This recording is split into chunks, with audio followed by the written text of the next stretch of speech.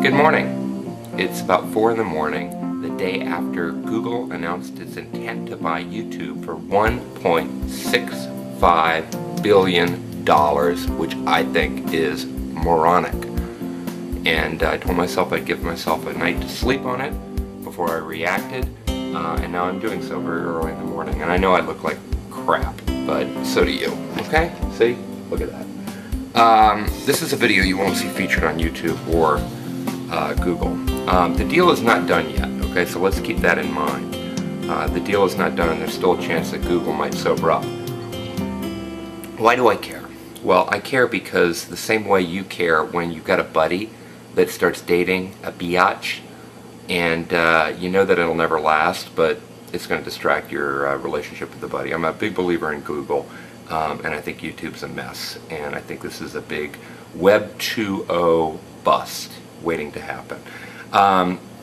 If you remember what created the first bust, it was overvalued companies, it was non-viable business models, and it was buying eyeballs or customers, which didn't turn out to be right the first time and won't turn out to be right the second time. So I have top 10 reasons why this is a moronic move and a disaster. Number 10. It's a departure from Google's core business when you think about them as a search company wanting to aggregate all information. There's little synergy in this deal, as evidenced by the fact that they're going to let YouTube run autonomously as a standalone, which makes me think it was probably a defensive move at best. Number 9, Google's approach to video should be the first stop shop for all things video. And you should be able to go to Google to find any digitized video content that's authorized. They don't need YouTube for that. They don't need a community for that. And I think they could have easily just waited and let YouTube die under its own weight. Number 8, the bulk of YouTube stuff is stolen. Did you know that? A lot of it's copyright infringed. I'd say probably the majority of it. And it's kind of like me cutting out clips of Business 2.0. Are they still around? Newsweek, Business Week, and then making a little Kevin's magazine, distributing it and selling ads against it. It wouldn't likely last. Number 7, once you purge the copyrighted stuff, you're going to be left with little else other than community. And I've got reasons to believe, substantiated reasons to believe that community will follow where they can make money.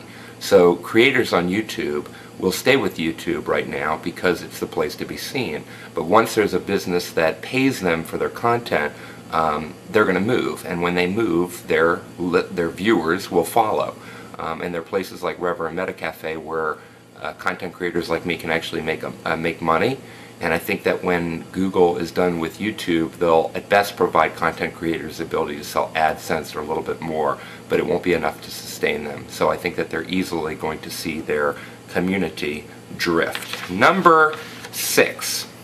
Oh God, the earnings multiple. Okay, crick in the neck. Companies generally buy on a multiple of earnings, okay?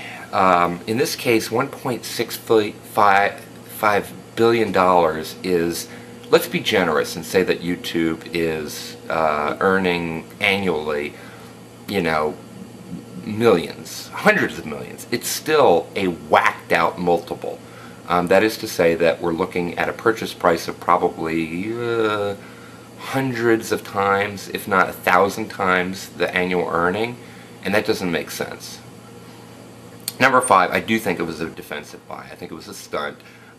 It's ironic that Mark Cuban, who I know has been attacking this, is attacking it because in effect, Chad Hurley, the founder of YouTube, he pulled the Web 2.0 Mark Cuban. I mean, he sold this thing at the peak of its bubble. Number 4, what's going to be important for online video? 3 things: search, content, and community. I think Google should be in the search business. And if they want to buy into the content space, that's fine. But getting into community, I think, is a stretch for Google because I don't think people trust Google for community, as evidenced about by the lackluster acceptance of the Google groups. I think Google is perceived as a credible search engine, but people are a little creeped out when it comes to community. Number 3, my own agenda. I've got cubebreak.com. I make a few $100 a month on it. Okay, if I apply this working model for worth times earnings, you're looking at a company that should be sold for about $1 million. So I'm a little jealous. Google, if you want to buy cubebreak for $1 million, you got yourself a deal.